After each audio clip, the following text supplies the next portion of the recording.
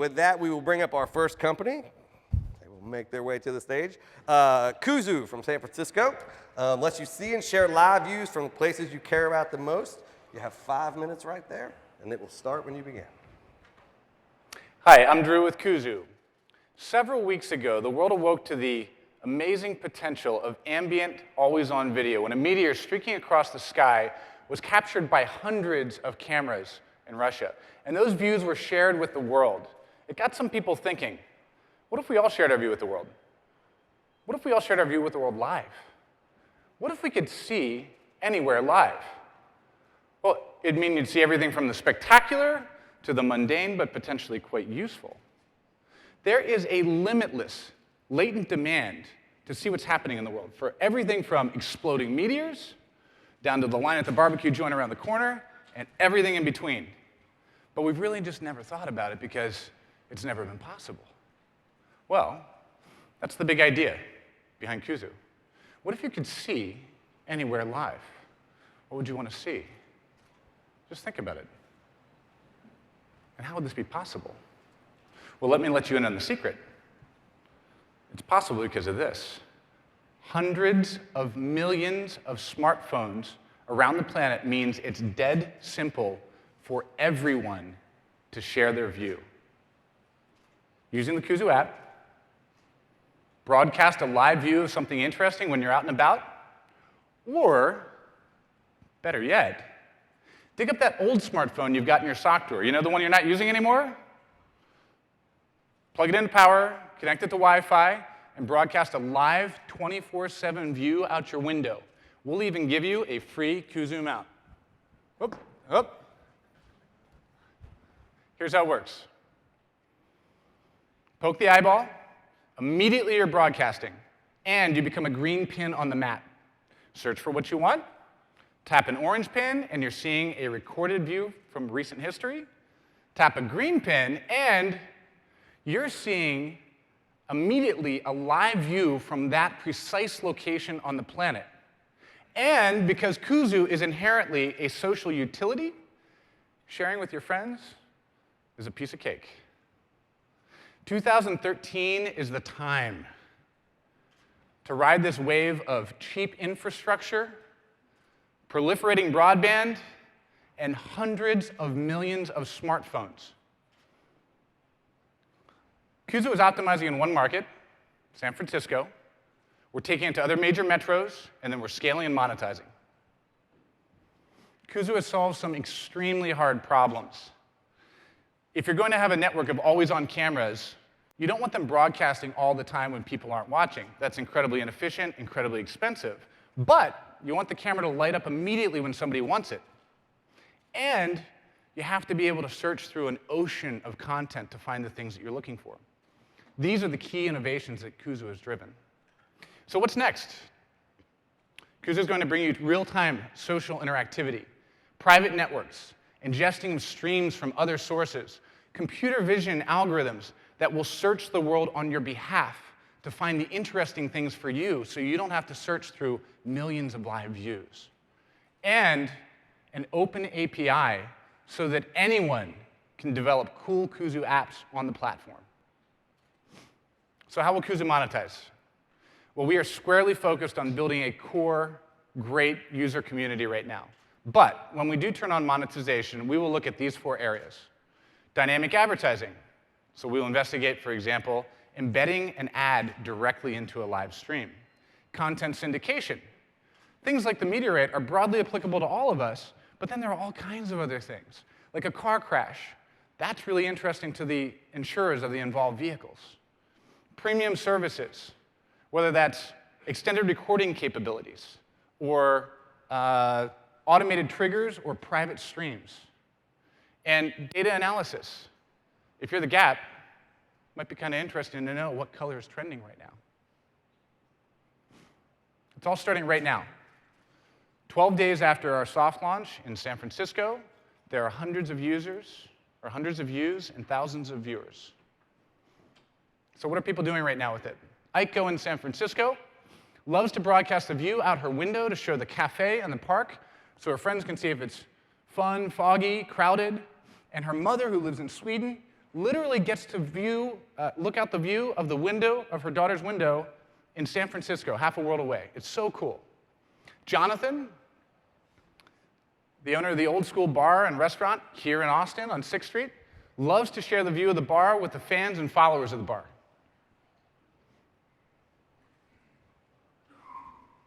The user response has been enthusiastic, and the press is building. And this is the team that's bringing it to you.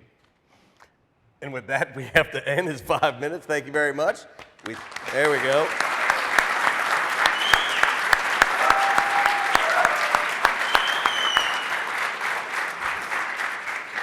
I think they were clapping because they were excited to hear what Bob has to say about this. Bob? Have you heard of Memento? The movie? No, the company that was here earlier today with the little cameras. Mimoto? Yeah. Yeah, Oh, sure. did I mispronounce it? I think it's Mimoto, yeah. Sure. Mimoto? Yeah, super cool. So can you get access to those cameras? I don't think those things are connected live. I believe you have to plug them back in, but I don't really know Mimoto that well. Ah, I see. So they have to be docked to be uploaded. This is live. Yeah, okay. And what's your secret sauce? This is such a fantastic idea. What keeps other people from doing it? Well, which other people? That guy right over there. Why are you not doing this, sir?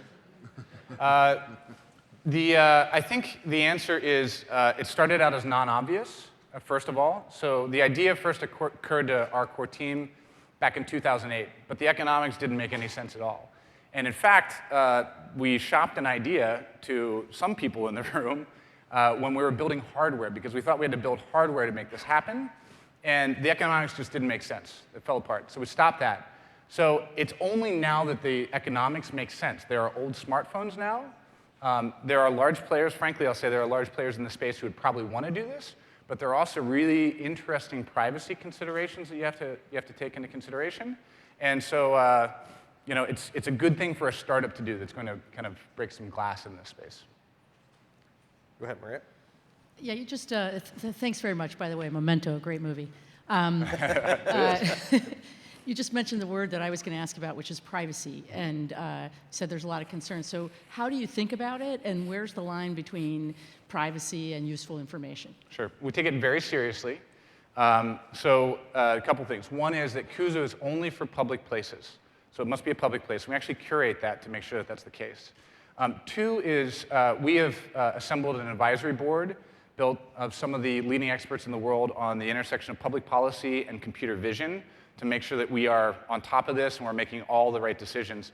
There's a lot of little decisions that have to be made here. So there's no real clean and simple answer other than we're aware of it and we've got the team in place to make all the decisions along the path. So how do you deal with the lurker problem? So it's obvious why I want everybody else to put the cameras up, but why would I want to put my own camera up? So a couple things. I think the first way to answer this is, why are people doing this in the first place? So what we're seeing is people love, it doesn't surprise anybody in this room, people love to share, and they love to get feedback when they share. So when they share something of value to their family and friends, they like to get likes, comments, stars, all that kind of stuff, recognition. So that's the first thing that we're seeing. The second thing we're seeing is that people like to put the camera up because they like to use it themselves. You know, they want to watch something that they want to see, and it's so easy to turn on. Literally, it's download an app, poke an eyeball, and you're live. That's it. So that's the second thing. The third thing is we're seeing it's not our target. We're squarely focused on consumer right now, but particularly from the small and medium business space that doesn't have a lot of resources, they love the idea of being able to put up a camera and broadcast a view for all kinds of reasons, whether that's to feed their social networks or to share a view with the people who are interested in them. We will also be adding incentives in specific markets to drive density and rapid growth to get people off the bleachers if they're possibly interested in participating, but they need a little extra. We're going to do that, and that's part of the reason why we're focusing on San Francisco as we get started. I think it's an interesting idea. I'm just, it's so broad that I'm a little concerned about, traction and what use case in terms of just, if you look at kind of the mass consumer space, so do you really think that... Pull the microphone closer. Do you believe that that's the better strategy, or going after a more specific vertical, which is you could do something like, we have an investment in a company called DriveCam, which puts cameras into, truck drivers use it. The insurance rates go down because it just engenders better behavior by the drivers. Yeah. And safety goes up, and people. So, and in fact, the reason why the Meteor was caught was because of insurance in Russia. People are throwing themselves in front of cars for money. And so everyone puts the camera to be able to record and make sure there's evidence that this person actually jumped in front of the car instead of got hit by the car. Yep. So I want to challenge you a little bit on the model and see what you say. Thanks. Yeah, we've thought about this long and hard, and we are taking, our approach is this. We want to focus on a geography and density. So we think that there's magic that is unlocked when you can see a lot of things happening in a confined space. San Francisco happens to be a really good petri dish for that because it's a 7x7 city. It's very dense. So that is a very specific strategy for us. It's not broad across the planet. It's very narrow and focused in a dense urban environment. The second thing is there's nothing preventing us at all from pursuing thematic approaches as well. Like, for example, the SPCA in San Francisco is broadcasting their puppy and kittens on Kuzu. And there is no reason in the world that every SPCA shouldn't do the same. They should all do it. We just haven't opened up to the world yet. So we can do both. We can pursue the density, and that unlocks a magic that none of us know what happens after that, frankly. I mean, the world's never seen that before. And simultaneously, we do have the resources to go after the themes of the verticals. And we'll pick off one or two judiciously and pursue them. But it's a great question, and one we've struggled with too, just thinking about a lot. So this is not, I can't remember what the service was. It may actually be a service that's streaming this now. A few years ago where I could do this on my phone, I could go out and I could stream live and anybody could pop on. So what is new about this that you're doing? This seems like stuff that we can do already. Well, streaming live is actually a very difficult thing. There are only a couple of companies that have done a good job of the engineering to make that really happen fast and fluid and easy. But the thing that's really interesting and different about Kuzu is that these are live, persistent, always-on cameras that you can place anywhere on the planet. They know where they are. They're context-rich. Right? It's not a webcam. We know where this camera is. So this is a thing that sits in a space, not a thing that you're going to carry around and turn on You can do for both. 5 minutes. You can do both. There is the ability to broadcast live when you're out and about. If you see something interesting, like this event right now, you can broadcast this live. Or if you've got a great view out your window, traffic, fog, high pedestrian areas, meteorites flying by every once in a while, you can leave a camera up, and it's an ambient camera there forever, 24/7, 365. That's never happened before. Do we have a quiet panel down here? Has he answered everything? Yeah, can you talk a little bit more about I didn't think so. Yeah. Sorry? Not that I didn't think he'd answered Yeah, everything can you yet. talk a little bit more about two things about the team and the backgrounds, and especially on the engineering side? Because you mentioned light up immediately when someone wants it as part of the efficiency That's right. proposition. Can you talk a little bit about that? Sure. Yeah. We've got an all-star team. I'm very, very lucky as a CEO to work with this group. So Augie is our co-founder and CTO. Augie's background was Avaya and Lucent, building fault-tolerant and scalable systems, and he's done a lot of video systems. So he's just got a ton of video experience. Ali runs artificial intelligence for us. Ali's got a PhD from MIT in computer vision. He's written some of the world's leading, most cutting-edge computer vision algorithms. Ian is a former Marine officer and Booz Allen consultant. He's the guy who goes and takes that hill every time we need him to. And Edward is head of product and marketing. And Edward's background is marketing in a bunch of different things. Maybe the most interesting thing is winning 2 head of state elections. Do you have an advisory board? These are all, do you have a group? That's our team. Yeah, we have an advisory board comprised of some amazing people, including Jerry Held, who's sitting right here. Some of you know him. Jerry sits on the boards of several public companies. Tim Sparapani, who was the director of public policy for Facebook. Trevor Darrell, who is the head of computer vision at UC Berkeley, and several others, but I can go on. So is Tugboat Disney? No, I'm sorry. So the 2 investors are NEA.